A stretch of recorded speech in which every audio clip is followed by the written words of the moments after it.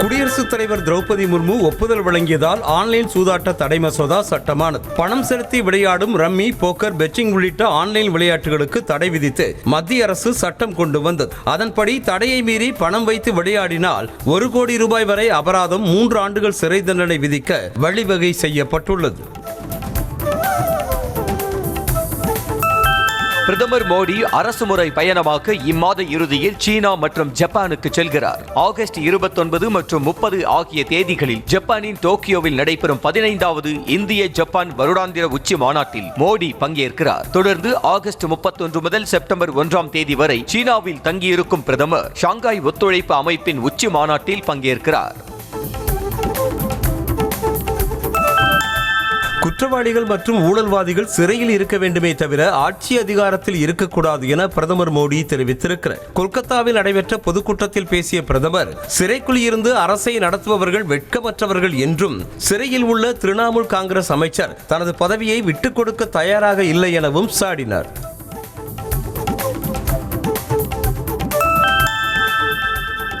வாக்கு திருட்டு குறித்து பீகார் பிரச்சாரத்தில் பிரதமர் மோடி எதுவும் பேசாதது ஏன் என மக்களவை எதிர்க்கட்சித் தலைவர் ராகுல் காந்தி கேள்வி எழுப்பியிருக்கிறார். பீகாரின் பாகல்பூர் தொகுதியில் வாக்காளர் அதிகாரம் என்ற பெயரில் யாத்திரை நடத்திய அவர், பிரதமர் மோடி வாக்காளர் சிறப்பு திருத்த நடவடிக்கை பற்றி மட்டும் பேசுவது ஏன் என வினவினார்.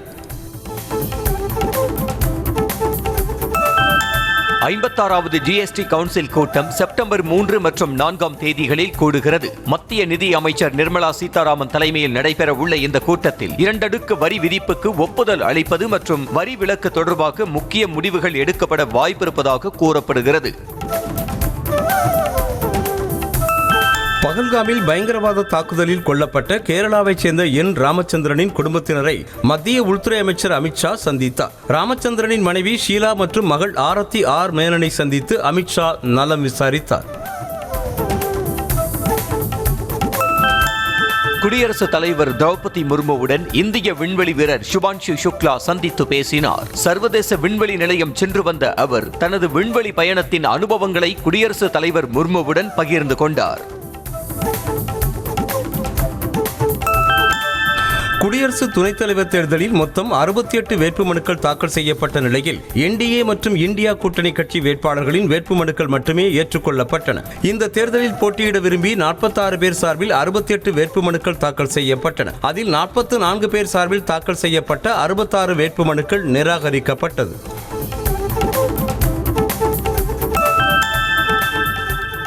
தேசிய ஜனநாயக கூட்டணியின் குடியரசு துணைத் தலைவர் வேட்பாளர் சிபி ராதாகிருஷ்ணன் டெல்லியில் பாஜக மூத்த தலைவர் எல்கே அத்வானியை சந்தித்து வாழ்த்து பெற்றார். குடியரசு துணைத் தலைவர் தேர்தல் செப்டம்பர் 9ஆம் தேதி நடைபெற உள்ள நிலையில் கூட்டணி கட்சி மற்றும் பாஜகவைச் சேர்ந்த தலைவர்களை சந்தித்து ஆசி பெற்று வருகிறார்.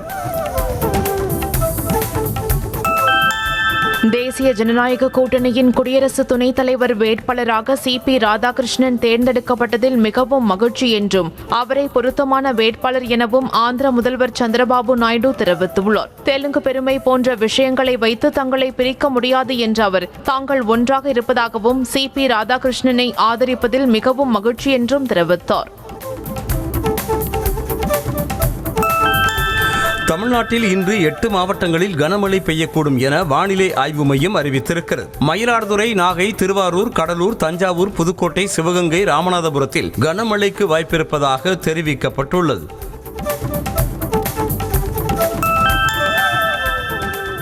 சென்னையில் அதிகாலையில் இடி மின்னலோடு கூடிய மழை பெய்தது. சென்னை மற்றும் புறநகர் பகுதிகளில் நேற்று வானம் மேகமூட்டத்துடன் காணப்பட்ட நிலையில் இன்று அதிகாலையிலேயே இடியுடன் கூடிய மழை பரவலாக பெய்தது. குறிப்பாக எழும்பூர், ராயப்பேட்டை, மயிலாப்பூர், சைதாப்பேட்டை, நுங்கம்பாக்கம், பாரிமுனை உள்ளிட்ட பகுதிகளில் பரவலாக மழை பெய்தது.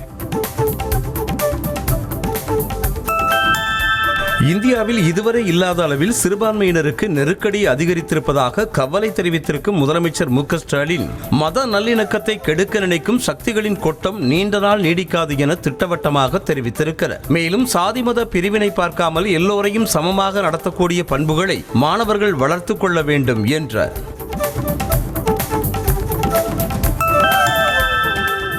அதிமுக ஆட்சியில் எல்லா துறைகளிலும் சிறப்பாக செயல்பட்டு தேசிய அளவில் 140 விருதுகளை பெற்றதாக எதிர்க்கட்சித் தலைவர் எடப்பாடி பழனிசாமி பெருமிதம் தெரிவித்திருக்கிறார். திமுக ஆட்சியில் ஒரு திட்டத்தை கூட முழுமையாக செயல்படுத்த முடியவில்லை என்று குற்றம் சாட்டிய அவர் எந்த தேசிய விருதையும் திமுக அரசு பெற்றதாக தெரியவில்லை என்று கூறினார். வாக்கு திருட்டை கண்டித்து மக்களவை எதிர்க்கட்சி தலைவர் ராகுல் காந்தி பீகாரில் நடத்தி வரும் பேரணியில் தமிழ்நாடு முதலமைச்சர் மு.க.ஸ்டாலின் கலந்து கொள்ள உள்ளதாக காங்கிரஸ் கட்சி அறிவித்திருக்கிறது. வரும் 27ஆம் தேதி முதலமைச்சர் மு.க.ஸ்டாலினுடன் பிரியங்கா காந்தியும் ராகுல் காந்தியுடன் பேரணி செல்கின்றனர்.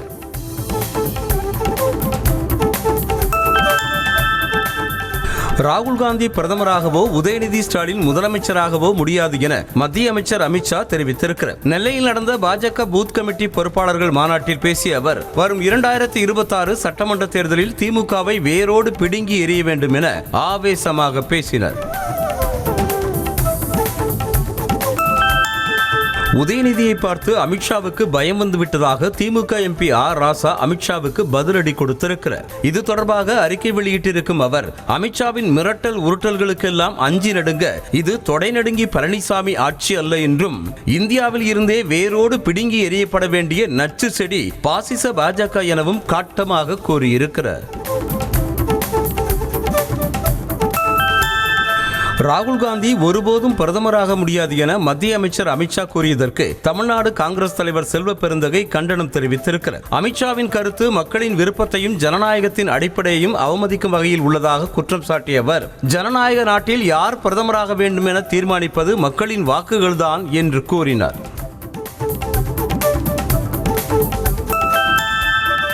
எடப்பாடி பழனிசாமியை ஆட்சியில் அமர வைக்க வேண்டிய பொறுப்பு நமக்கு உள்ளது என பாஜக பூத் கமிட்டி மாநாட்டில் மாநில முன்னாள் தலைவர் அண்ணாமலை தெரிவித்தார். அதேபோல் புதிய கல்விக் கொள்கை, PM ஸ்ரீ, ஆர்டிகல் 370 என எதை பார்த்தாலும் பயப்படும் முதலமைச்சர் மு.க.ஸ்டாலினை பயம் இல்லாமல் வீட்டிற்கு அனுப்பி வைக்கும் பொறுப்பும் நமக்கு உள்ளதாக கிண்டலடித்தார்.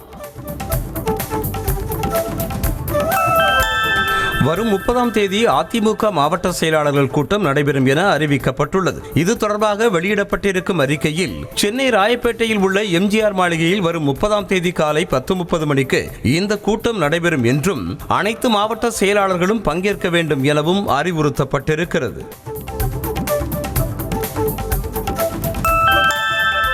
பாஜக மாநில தலைவர் நயினார் நாகேந்திரன் இல்லத்தில் ஏற்பாடு செய்யப்பட்டிருந்த தேநீர் விருந்து நிகழ்ச்சிக்காக மத்திய அமைச்சர் அமித்ஷா தனது ஹெலிகாப்டர் பயணத்தை ரத்து செய்தார். நெல்லை பெருமாள்புரம் புனித தாமஸ் தெருவில் உள்ள நயினார் நாகேந்திரன் இல்லத்தில் தேநீர் விருந்து நிகழ்ச்சியை முடித்துக் கொண்ட அமித்ஷா பின்னர் சாலை மார்க்கமாக தூத்துக்குடி விமான நிலையம் சென்றார். தமிழக வெற்றிக் கழகத்தின் 2வது மாநில மாநாடு வெற்று கூச்சலுக்கும் ஆரவாரத்துக்கும் அடையாளமாக இருந்ததாக திருமாவளவன் தெரிவித்திருக்கிறார். அதிகாரத்தின் மீதுள்ள வெறி திமுக மீதான வெறுப்பாக மாநாட்டில் உமிழப்பட்டதாக கூறிய அவர் உருப்படியான எந்தவித கொள்கை கோட்பாடோ ஆக்கப்பூர்வமான செயல் திட்டமோ தவேகாவிடம் இல்லை என்று திருமாவளவன் கூறினார். முதலமைச்சர் மு.க.ஸ்டாலினை அங்கிள் என்று அழைத்ததை எவராலும் ஏற்றுக்கொள்ள முடியாது என விஜய்க்கு மார்க்சிஸ்ட் கம்யூனிஸ்ட் கட்சியின் மாநில செயலாளர் சண்முகம் கண்டனம் தெரிவித்திருக்கிறார். கொள்கை அடிப்படையில் விமர்சிப்பதற்கு பதிலாக தரம் தாழ்ந்த முறையில் விமர்சித்திருப்பதாகவும் நடிகர் என்ற நிலையில் இருந்து தலைவர் என்ற நிலைக்கு விஜய் இன்னும் உயரவில்லை என்றும் தெரிவித்திருக்கிறார். பாஜகவிற்கு எதிரி யாரும் இல்லை என்றும் தாங்கள் மக்கள் சேவை செய்து கொண்டிருப்பதாகவும் பாஜக மாநில தலைவர் நயினார் நாகேந்திரன் தெரிவித்திருக்கிறார். பாஜக எதிரி கட்சி என தவேக மாநாட்டில் நடிகர் விஜய் பேசியதற்கு பதிலளித்த அவர் பாஜக மிகப்பெரிய கட்சி என்றும் தாங்கள் யாரையும் எதிரியாக பார்க்கவில்லை என்றும் கூறினார். தாங்கள் தினந்தோறும் செய்தியாளர்களை சந்தித்து வருவதாகவும் இதுபோல் விஜயை பிரஸ் மீட் கொடுக்க சொல்லுங்கள் என்றும் தேமுதிக பொதுச் செயலாளர் பிரேமலதா விஜயகாந்த் சவால் விடுத்துள்ளார். திருக்கோவிலூரில் செய்தியாளர்களை சந்தித்த அவர் கூட்டணி நிலைப்பாட்டை ஜனவரி 9ஆம் தேதிதான் அறிவிப்போம் என திட்டவட்டமாக கூறினார். 5 ஆண்டுகளுக்கு முன்பு இந்தியாவில் தடை செய்யப்பட்ட சீன செயலியான டிக்டாக் மீண்டும் செயல்பாட்டிற்கு வந்ததாக சில பயனர்கள் தகவல் தெரிவித்துள்ளனர். இணையதளம் வாயிலாக டிக்டாக்கை பயன்படுத்தியதாகவும் மொபைல் ஆப்களில் பயன்பாட்டிற்கு வரவில்லை எனவும் கூறப்படுகிறது.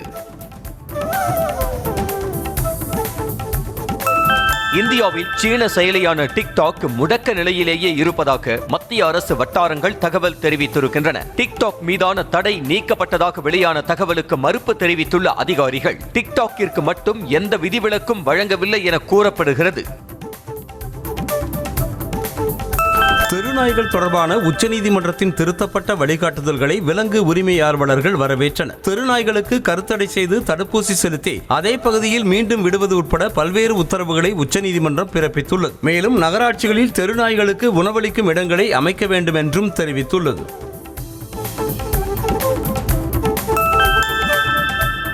ஒவ்வொரு நகராட்சி வார்டிலும் தெருநாய்களுக்கு உணவளிக்கும் இடங்கள் அமைக்க வேண்டும் என்ற உச்சநீதிமன்ற உத்தரவுக்கு டெல்லியில் உள்ள குடியிருப்பாளர்கள் நலச்சங்கங்கள் எதிர்ப்பு தெரிவித்திருக்கின்றன. மேலும் உச்சநீதிமன்றத்தின் இந்த உத்தரவு நடைமுறைக்கு மாறானது, செயல்படுத்துவது கடினம் என அவர்கள் கருத்து கூறியுள்ளனர்.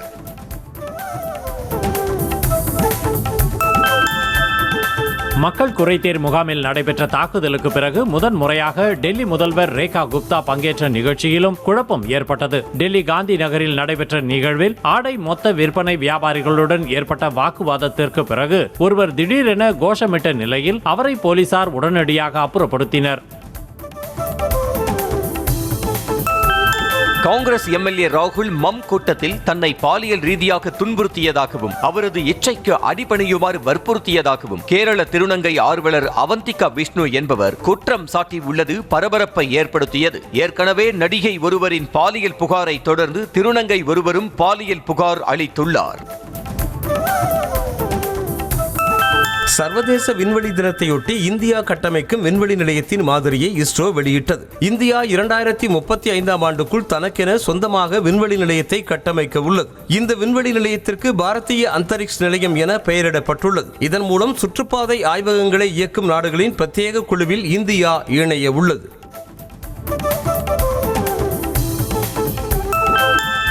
சத்தீஸ்கர் மாநிலம் ராய்ப்பூரில் வீடு ஒன்றில் கட்டிலுக்கு அடியில் 4 அடி நீள முதலை பதுங்கியிருந்த சம்பவம் அதிர்ச்சியை ஏற்படுத்தியுள்ளது. அதனை பார்த்து அதிர்ச்சியடைந்த குடும்பத்தினர் பீதியில் கூச்சலிட்டனர். தகவலறிந்து விரைந்து வந்த வனத்துறையினர் உள்ளூர் மக்கள் உதவியோடு முதலையை பிடித்து சென்று கோட்மி சோனார் முதலை பூங்காவில் விடுவிக்கப்பட்டது.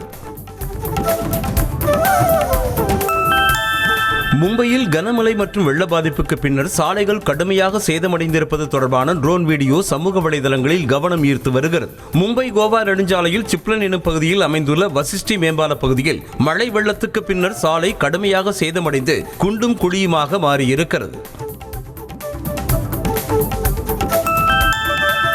ராஜஸ்தான் மாநிலம் சவாய் மாதோப்பூரில் சர்வால் அணைப்பகுதியில் சென்ற நாட்டுப்படகு திடீரென கவிழ்ந்து விபத்துக்குள்ளானது. அந்த படகில் சென்ற 10 பேரும் தண்ணீரில் விழுந்து தத்தளித்த நிலையில் 9 பேர் பாதுகாப்பாக நீந்தி கரை சேர்ந்தனர். நீரில் மூழ்கி மாயமான ஒருவரை மாநில பேரிடர் மீட்புக் குழுவினர் தீவிரமாக தேடி வருகின்றனர்.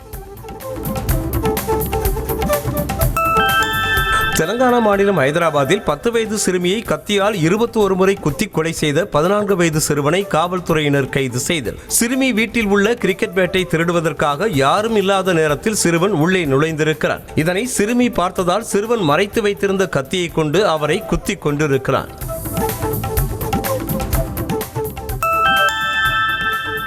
திரிபுராவில் ஓடும் காரில் பெண்ணை பாலியல் வன்கொடுமை செய்த 2 பக்கத்து வீட்டுக்காரர்கள் கைது செய்யப்பட்டனர். பாதிக்கப்பட்ட அந்த பெண் முன்னதாக அண்டை வீட்டைச் சேர்ந்த 2 ஆண்களோடு உதய்பூர் நகரில் உள்ள திரிபுரேஸ்வரி கோயிலுக்கு சென்றார். பிறகு இருவருடனும் உதய்பூர் ரயில் நிலையத்திற்கு காரில் சென்றபோது மிதுன் போவர் ஆகியோர் அந்த பெண்ணை பாலியல் வன்கொடுமை செய்துள்ளனர்.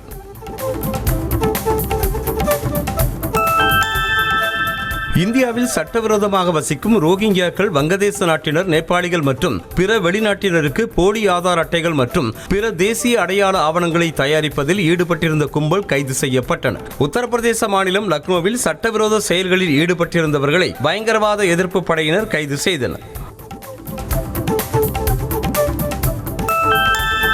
கேரளாவில் காங்கிரஸ் நிர்வாகி வினோத் கிருஷ்ணாவுடன் சாலையில் ஏற்பட்ட மோதலை அடுத்து மத்திய இணையமைச்சர் சுரேஷ் கோபியின் மகன் மாதவ் சுரேஷை போலீசார் காவல் நிலையம் அழைத்து சென்றனர். மாதவ் மது போதையில் இருந்ததாக கூறப்பட்ட நிலையில் மருத்துவ பரிசோதனையில் அவர் போதையில் இல்லை என்பது தெரிய வந்ததால் போலீசார் எச்சரித்து அனுப்பி வைத்தனர்.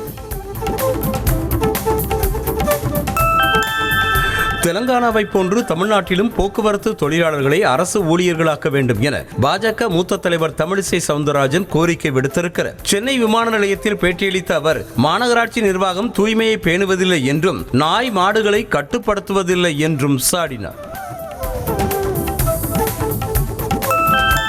மதுரையில் நடைபெற்ற தவிக மாநில மாநாட்டிற்கு நல்ல கூட்டம் வந்ததாகவும் நல்ல ரெஸ்பான்ஸ் இருந்ததாகவும் அக்கட்சி தலைவர் விஜயின் தந்தை சந்திரசேகர் தெரிவித்திருக்கிறார். சென்னை விமான நிலையத்தில் செய்தியாளர்களிடம் பேசிய அவர், விஜய்க்கு தம்முடைய ஆசீர்வாதம் எப்போதும் உண்டு என கூறியபடியே அங்கிருந்து புறப்பட்டு சென்றார். பாஜகவை தவிக தலைவர் விஜய் விமர்சனம் செய்வது அவர்களுக்குள் இருக்கும் புரிதலே என்று அமைச்சர் ரகுபதி தெரிவித்திருக்கிறார். எம்ஜிஆர் வளர்த்த அதிமுக யாரிடம் இருக்கிறது என்பதை விஜயே தேடி பார்த்து சொல்லட்டும் என்ற அவர், ப்ரோவாக இருந்தாலும் அங்கிளாக இருந்தாலும் விஜய் குறித்த கேள்விக்கு நோ கமெண்ட்ஸ் என்றும் தங்களை பொறுத்தவரை பாஜகவின் சி டீம் தவிக எனவும் கூறினார். திமுகவை வீழ்த்த அதிமுகவால் மட்டுமே முடியும் என அதிமுக முன்னாள் அமைச்சர் RB உதயகுமார் தெரிவித்திருக்கிறார். தொண்டர்களின் உழைப்பையும் ஆற்றலையும் விஜய் வீணடிக்க வேண்டாம் என்ற அவர், எடப்பாடி பழனிசாமி தலைமையில்தான் அதிமுக உள்ளது என்றும் விஜய்க்கு எந்த ஒரு சந்தேகமும் வேண்டாம் எனவும் தெளிவுபடுத்தினார். தவிக ஆட்சிக்கு வந்தால் தமிழ்நாடு எவ்வளவு அலங்கோலமாக இருக்கும் என்பதை அக்கட்சி நடத்திய மாநாட்டு காட்சி வெளிச்சம் போட்டு காட்டியிருப்பதாக பாஜக மூத்த தலைவர் ராஜா தெரிவித்திருக்கிறார். விஜயின் பேச்சில் அரசியல் முதிர்ச்சி இல்லை என்றும் எடுத்தேன் கவிழ்த்தேன் என்ற தொனியில் பேசியதாக கூறிய அவர், அக்கட்சி ஆட்சிக்கு வந்தால் தமிழ்நாடு தாங்காது என்று அச்சம் தெரிவித்திருக்கிறார். மதுரை பாரபத்தியில் தமிழக வெற்றிக் கழகத்தின் 2வது மாநில மாநாட்டின் போது ராம்பாக் மேடையில் ஏறிய இளைஞரை பவுன்சர் தூக்கி வீசும் வீடியோ இணையத்தில் வெளியாக இருக்கிறது. தவிக தலைவர் விஜய் ராம்பாக் சென்றபோது கட்சியின் தொண்டர்கள் அத்துமீறி மேடையில் ஏறினர். அப்போது ஒரு பவுன்சர் மேடையில் ஏறிய இளைஞர் ஒருவரை தூக்கி வீசினார். சைவ வைணவ சமயங்கள் மற்றும் பெண்கள் குறித்து சர்ச்சைக்குரிய வகையில் பேசிய முன்னாள் அமைச்சர் பொன்முடியின் முழு பேச்சு அடங்கிய வீடியோவை தாக்கல் செய்ய வேண்டும் என காவல்துறைக்கு சென்னை உயர்நீதிமன்றம் உத்தரவிட்டுள்ளது. முன்னதாக இது தொடர்பான புகார்கள் மீது விசாரணை நடத்தி முகாந்திரம் இல்லை என முடித்து வைக்கப்பட்டதாக அரசு தரப்பு கூறியதற்கு நீதிமன்றம் கண்டனம் தெரிவித்தது. மதுரை மாநகராட்சி தூய்மை பணியாளர்களின் போராட்டம் தற்காலிகமாக ஒத்திவைக்கப்பட்டுள்ளது. அமைச்சர் மூர்த்தி நடத்திய பேச்சுவார்த்தையில் திருப்தி அளிப்பதால் தூய்மை பணியாளர்களின் போராட்டத்தை தற்காலிகமாக ஒத்திவைப்பதாக தொழிற்சங்கத்தினர் தகவல் தெரிவித்துள்ளனர். ஆரம்பாக்கம் பள்ளி சிறுமி பாலியல் வன்கொடுமை வழக்கில் கைதான விஸ்வகர்மாவுக்கு நீதிமன்ற காவல் 4வது முறையாக நீட்டிக்கப்பட்டது. அவனுக்கு நீதிமன்ற காவல் முடிந்த நிலையில் புழல் சிறையில் இருந்தவாறே காணொலி காட்சி வாயிலாக நீதிபதி முன்பு ஆஜர்படுத்தப்பட்டான். இதனையடுத்து செப்டம்பர் 11ஆம் தேதி வரை நீதிமன்ற காவல் நீட்டிக்கப்பட்டது.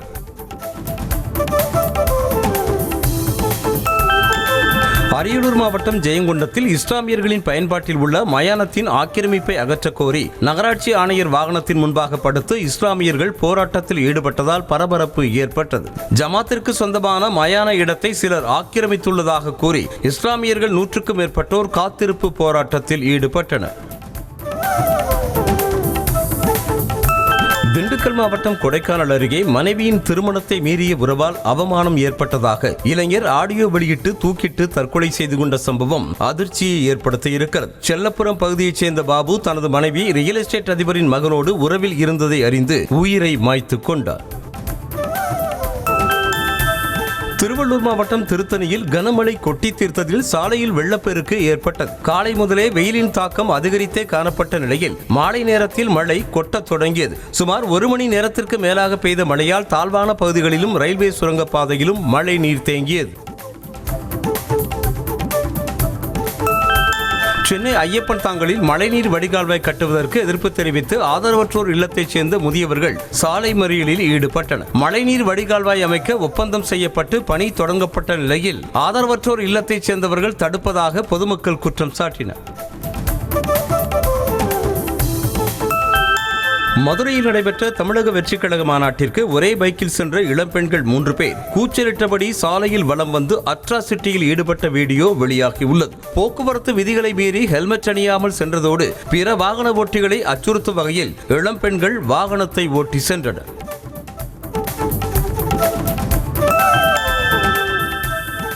திருப்பத்தூர் மாவட்டம் வாணியம்பாடியில் கல்லூரி மாணவரையும் அவரது தாயையும் தாக்கிய 6 பேர் கொண்ட கும்பல் பணம் கேட்டு மிரட்டிய அதிர்ச்சியூட்டும் வீடியோ காட்சி வெளியாகியுள்ளது. ஆசிரியர் நகர் பகுதியைச் சேர்ந்த ரூபனாவின் மகன் புர்கான் அங்குள்ள தனியார் கல்லூரியில் படித்து வரும் நிலையில் கல்லூரி முடிந்து வீட்டிற்கு வந்தபோது தாக்குதலுக்குள்ளாகினார்.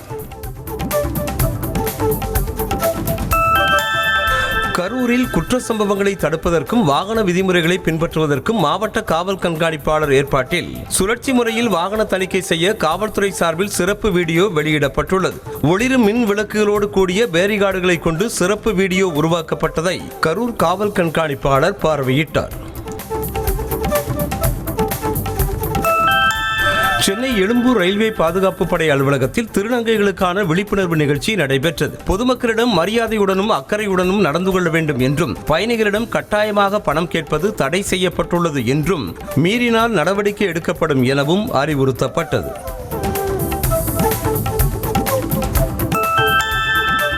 கடலூரில் ஹெல்மெட் அணிவதன் அவசியம் குறித்து போக்குவரத்து காவல்துறை சார்பில் வாகன ஓட்டிகளுக்கு விழிப்புணர்வு ஏற்படுத்தப்பட்டது. அந்த மாவட்டத்தில் செப்டம்பர் முதல் தலைக்கவசம் அணிவது கட்டாயமாக்கப்படும் நிலையில் யமதர்மன் சித்திரகுப்தன் வேடமிட்டு போலீசார் விழிப்புணர்வு ஏற்படுத்தினர்.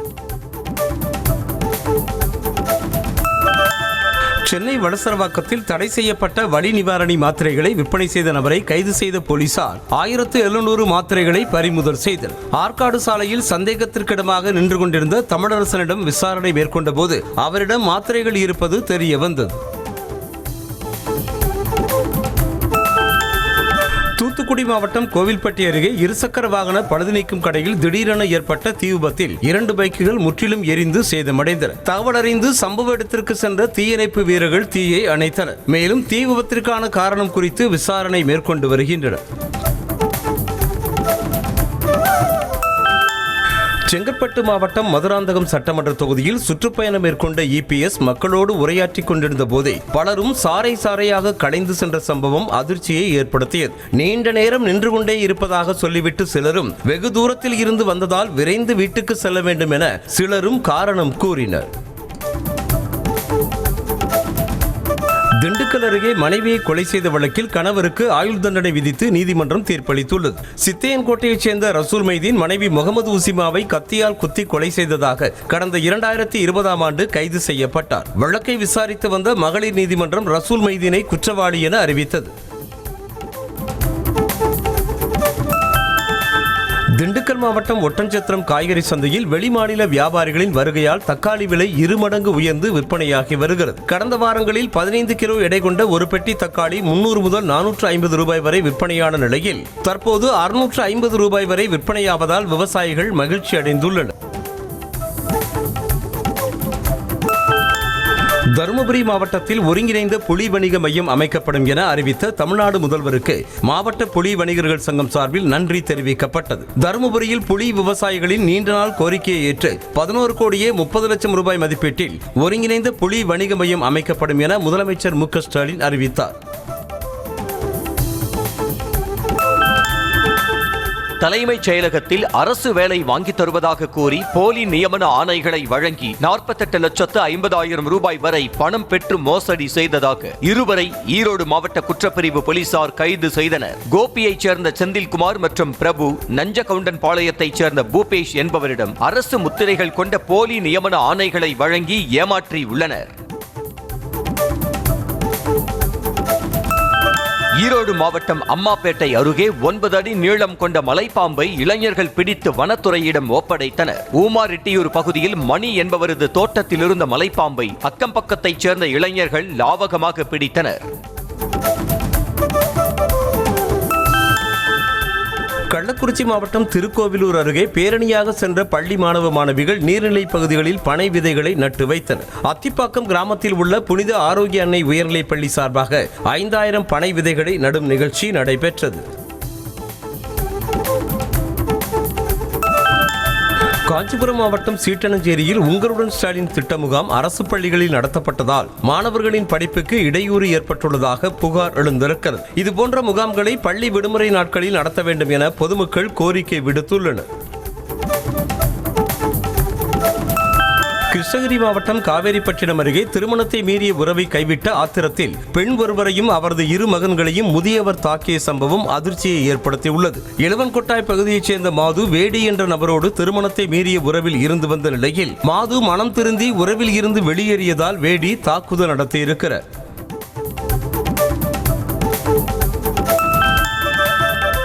கிருஷ்ணகிரி மாவட்டம் தேன்கனிக்கோட்டை அருகே 5 வயது குழந்தையை பாலியல் வன்கொடுமை செய்த வழக்கில் வடமாநில தொழிலாளி கைது செய்யப்பட்டான். தனியார் நர்சரி கார்டனில் வேலை பார்த்து வந்த உத்தரப்பிரதேசத்தைச் சேர்ந்த இளைஞன் ஜிதேந்திரா என்பவன் உறவினரின் குழந்தையை பாலியல் வன்கொடுமை செய்தது பெற்றோருக்கு தெரிய வந்து போலீசில் புகார் அளித்துள்ளனர்.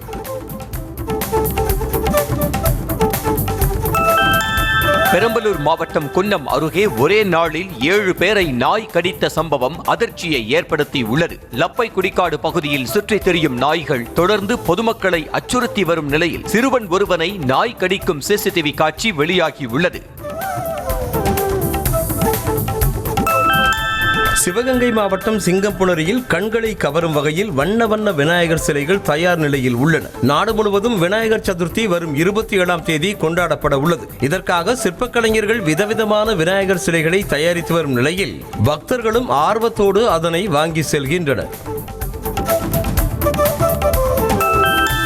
தேனி மாவட்டம் ஆண்டிப்பட்டி பேரூராட்சி தலைவர் மீதான நம்பிக்கையில்லா தீர்மானம் தோல்வியில் முடிவடைந்தது. திமுகவைச் சேர்ந்த சந்திரலேகாவுக்கு எதிராக நம்பிக்கையில்லா தீர்மானம் முன்மொழியப்பட்டு ரகசிய வாக்கெடுப்பு நடத்தப்பட்டது. ஆனால் வாக்குப்பதிவு செய்வதற்கு கவுன்சிலர்கள் யாரும் வராததால் தீர்மானம் தோல்வியடைந்ததாக அறிவிக்கப்பட்டது. திருப்பூர் அருகே அதிவேகமாக சென்ற தனியார் பேருந்து இருசக்கர வாகனம் மீது மோதுவதைப் போல சென்றதால் இரு வாகன ஓட்டுநர்களுக்கும் இடையே கடும் வாக்குவாதம் ஏற்பட்டது. ஈரோட்டில் இருந்து திருப்பூர் நோக்கி சென்ற தனியார் பேருந்து கணக்கம்பாளையம் பிரிவு அருகே சென்றபோது இளைஞர் மீது மோதுவதைப் போல சென்றதாக கூறப்படுகிறது. ரித்தன்யாவின் தற்கொலைக்கு நீதி கிடைக்கும் வரை சட்ட போராட்டம் நடைபெறும் என அவரது தந்தை தெரிவித்திருக்கிறார். வரதட்சணை கொடுமையால் திருப்பூரைச் சேர்ந்த ரித்தன்யா தற்கொலை செய்து கொண்ட நிலையில் கைது செய்யப்பட்ட அவரது கணவர், மாமியார், மாமனார் உள்ளிட்டோருக்கு நீதிமன்றம் ஜாமீன் வழங்கியது. இது தொடர்பாக பேசியிருக்கும் ரித்தன்யாவின் தந்தை ஜாமீன் தந்தது வருத்தம் அளிப்பதாக கூறினார். திண்டுக்கல் அருகே இளைஞரை கொலை செய்த வழக்கில் கைதான நபருக்கு ஆயுள் தண்டனை விதித்து பட்டியல் வகுப்பினர் மற்றும் பழங்குடியினர் சிறப்பு அமர்வு நீதிமன்றம் உத்தரவிட்டிருக்கிறது. சாலையூரில் மது போதையால் ஏற்பட்ட பிரச்சனை காரணமாக மணிகண்டன் என்பவரை அஜித்குமார் கொலை செய்ததன் காரணமாக கைதாகினார். திருப்பூர் மாவட்டம் கொளத்துப்பாளையம் பகுதியில் சிப்காட் தொழிற்சாலை அமைக்க எதிர்ப்பு தெரிவித்து பேரூராட்சி அலுவலகத்தை பொதுமக்கள் முற்றுகையிட்டனர். மாடுகளுடன் பேரூராட்சி அலுவலகத்தை முற்றுகையிட்ட பொதுமக்களிடம் அதிகாரிகள் பேச்சுவார்த்தை நடத்தி அனுப்பி வைத்தனர்.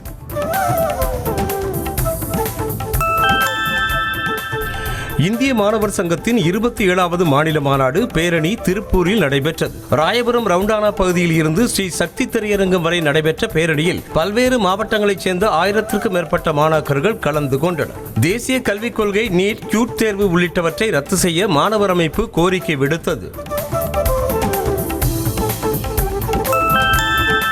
திருச்சி மாவட்டம் உப்பிலியபுரம் அருகே பைக்கில் சென்ற தந்தை மகள் லாரி மோதி உயிரிழந்த சம்பவம் சோகத்தை ஏற்படுத்தியுள்ளது. நல்லமாத்தி பகுதியைச் சேர்ந்த சந்திரன் தனது மகள் வளர்மதியோடு நிகழ்ச்சி ஒன்றிற்கு சென்றுவிட்டு ஊர் திரும்பிக் கொண்டிருந்த போது ராஜபாளையம் பகுதியில் எதிரே வந்த லாரி மோதி விபத்தில் சிக்கினார்.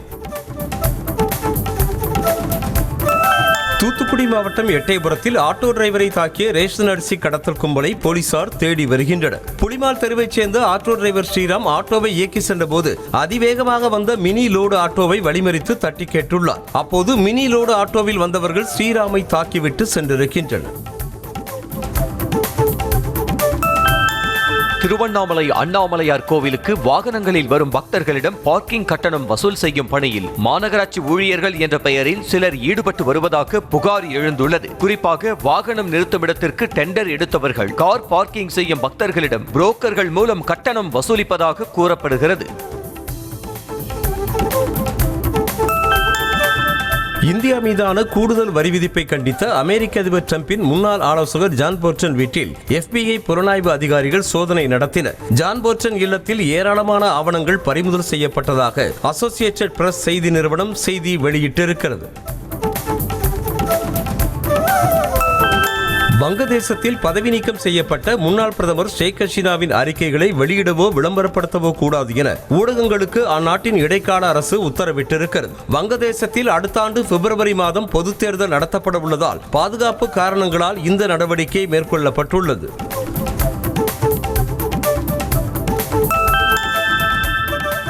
ஹமாஸ் அமைப்பினர் பிணை கைதிகளை விடுவிக்காவிட்டால் காசா நகரையே அழித்து விடுவோம் என இஸ்ரேல் பாதுகாப்பு அமைச்சர் இஸ்ரேல் கட்ஸ் பகிரங்கமாக எச்சரிக்கை விடுத்திருக்கிறார். இது தொடர்பாக பேசிய அவர், இஸ்ரேலின் நிபந்தனைப்படி ஹமாஸ் அமைப்பினர் ஆயுதங்களை கீழே போடாவிட்டால் அவர்களுக்கு நரகத்தின் வாசல் திறக்கப்படும் என்று எச்சரித்திருக்கிறார். போரை நிறுத்துவது தொடர்பாக ரஷ்யா மற்றும் யுக்ரைன் அதிபர்களை சந்திக்க வைக்க முயற்சி எடுப்பதாக அமெரிக்க அதிபர் டொனால்ட் ட்ரம்ப் கூறியிருந்த நிலையில் அதற்கான எந்த திட்டமிடலும் நடைபெறவில்லை என ரஷ்ய வெளியுறவு அமைச்சர் செர்ஜி லாவ்ரோவ் தெரிவித்திருக்கிறார். நேட்டோ அமைப்பில் இணையக்கூடாது உள்ளிட்ட நிபந்தனைகளை ஏற்றுக்கொள்ள ஜெலன்ஸ்கி மறுப்பதாகவும் செர்ஜி லாவ்ரோவ் தெரிவித்திருக்கிறார். தென்னாப்பிரிக்காவில் உள்ளூர் T20 தொடர்பான SA-20 ஓவர் லீகில் விளையாடுவதற்காக இந்திய முன்னாள் வீரர்கள் பியூஷ் சாவ்லா, சித்தார்த் கவுல், அங்கித் ராஜ்புட் உட்பட 13 பேர் தங்களின் பெயர்களை ஏலத்தில் பதிவு செய்துள்ளனர். இத்தொடரின் 4வது சீசன் இந்த ஆண்டு டிசம்பர் 26ஆம் தேதி தொடங்கி அடுத்த ஆண்டு ஜனவரி 25ஆம் தேதி நிறைவு பெறுகிறது. அதற்கு முன் வருகிற செப்டம்பர் 9ஆம் தேதி வீரர்களுக்கான ஏலம் நடைபெறுகிறது. பெங்களூருவில் நடைபெறும் மகளிர் உலக கோப்பை போட்டியின் திருத்தப்பட்ட அட்டவணை வெளியாகியுள்ளது. 13வது மகளிர் உலக கோப்பை கிரிக்கெட் போட்டி செப்டம்பர் 30 முதல் நவம்பர் 2 வரை இந்தியா மற்றும் இலங்கையில் நடைபெறுகிறது. இந்நிலையில் பெங்களூரு சின்னசாமி மைதானத்தில் நடைபெறவிருந்த அனைத்து போட்டிகளும் நவி மும்பைக்கு மாற்றப்பட்டுள்ளது. இந்திய கிரிக்கெட் வீரர்கள் தங்களது உடற்தகுதியை நிரூபிக்க யோயோ சோதனை இருந்த நிலையில் தற்போது பிராங்கோ என்ற சோதனை அறிமுகம் செய்யப்பட்டுள்ளதாக தகவல் வெளியாகியுள்ளது. 20, 40 மற்றும் 60 மீட்டர் என 3 கட்டங்களில் சோதனை நடத்தப்பட உள்ளதாக தெரிகிறது. நடந்து முடிந்த இங்கிலாந்து தொடரில் இந்திய வேகப்பந்து வீச்சாளர்கள் முழுமையாக விளையாட முடியாததால் புதிய சோதனை கொண்டு வரப்படுவதாக தெரிகிறது. அகமதாபாத்தில் நடைபெறும் காமன்வெல்த் பளுதூக்குதல் சாம்பியன்ஷிப் போட்டியில் பங்கேற்க பாகிஸ்தானும் வங்கதேசமும் மறுப்பு தெரிவித்திருப்பதாக இந்திய பளுதூக்குதல் கூட்டமைப்பு தெரிவித்துள்ளது. வரும் 25 முதல் 30ஆம் தேதி வரை நடைபெறும் போட்டியில் 28 நாடுகளைச் சேர்ந்த 291 விளையாட்டு வீரர்கள் பங்கேற்கின்றனர். மகாராஷ்டிர மாநிலம் மும்பை விமான நிலையத்தில் பலாசோ பேண்ட் அணிந்து வருகை தந்த நடிகர் அக்ஷய்குமாரின் புகைப்படம் இணையத்தில் வைரலாக இருக்கிறது. பிரவுன் கலர் கூலர்ஸ் அணிந்தவாறு பாப்பராசிகள் எடுக்கும் புகைப்படங்களுக்கு அக்ஷய்குமார் போஸ் கொடுத்து மகிழ்ந்தார். முருகதாஸ் இயக்கத்தில் சிவகார்த்திகேயன் நடிக்கும் மதராசி திரைப்படத்தின் இசை மற்றும் ட்ரெய்லர் வெளியீட்டு விழா வரும் 24ஆம் தேதி நடைபெறும் என தகவல் வெளியாகியுள்ளது. அனிருத் இசையமைக்கும் இத்திரைப்படத்தில் ருக்மிணி வசந்த், விக்ராந்த், வித்யுத் ஜம்வால் உள்ளிட்டோர் நடித்துள்ளனர். செப்டம்பர் 5ஆம் தேதி திரைப்படம் திரையரங்குகளில் வெளியாகிறது. நடிகர்கள் சித்தார்த் மல்ஹோத்ரா, ஜான்வி கபூர் ஆகியோர் தங்களது வரவிருக்கும் பரம் சுந்தரி திரைப்படத்தை விளம்பரப்படுத்துவதற்காக டெல்லியில் உள்ள இந்தியா கேட்டிற்கு வருகை தந்தனர். இருவரை பார்ப்பதற்காக பொதுமக்கள், ரசிகர்கள் ஆர்வமுடன் கூடி அவர்களுடன் புகைப்படம் எடுத்து மகிழ்ந்தனர். பிரதீப் ரங்கநாதன் நடிப்பில் உருவாகி வரும் டூட், LIK ஆகிய 2 திரைப்படங்களும் தீபாவளிக்கு வெளியாகும் என படக்குழு தெரிவித்துள்ளது. பிரதீப் ரங்கநாதன் விக்னேஷ் சிவன் இயக்கத்தில் லவ் இன்சூரன்ஸ் கம்பெனி படத்திலும், அறிமுக இயக்குனர் கீர்த்தீஸ்வரன் இயக்கும் டியூட் படத்திலும் நடித்து வருகிறார்.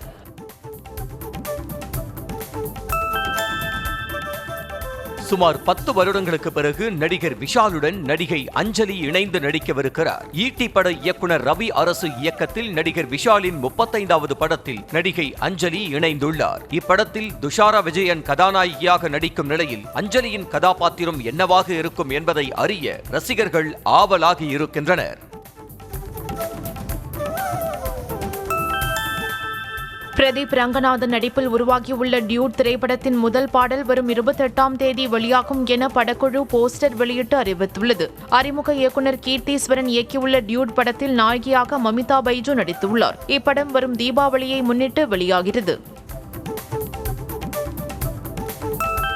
ராமநாதபுரம் மாவட்டம் பரமக்குடியில் புனித அலங்கார அன்னை ஆலயத்தில் கொடியேற்றத்துடன் திருவிழா தொடங்கியது. கடவுளுக்கு நன்றி செலுத்துவதற்காக ஆண்டுதோறும் 10 நாட்கள் திருவிழா நடைபெறும். அந்த வகையில் கொடியேற்றத்துடன் தொடங்கிய திருவிழாவில் சிறப்பு திருப்பலி நடைபெற்றது. விழுப்புரம் மாவட்டம் மேல்மலையனூர் அங்காளம்மன் ஆலயத்தின் ஆவணி மாத அமாவாசை ஊஞ்சல் உற்சவம் கோலாகலமாக நடைபெற்றது. வடக்கு வாசல் எதிரே உள்ள ஊஞ்சல் உற்சவ மண்டபத்தில் அங்காளம்மன் பலவித மலர்களால் ஸ்ரீகுமார கனகநாதாம்பாள் கோலத்தில் அலங்கரிக்கப்பட்டு பக்தர்களுக்கு அருள் பாலித்தார். அதில் ஏராளமான பக்தர்கள் கையில் தீபம் ஏந்தி அம்மனை வழிபட்டனர்.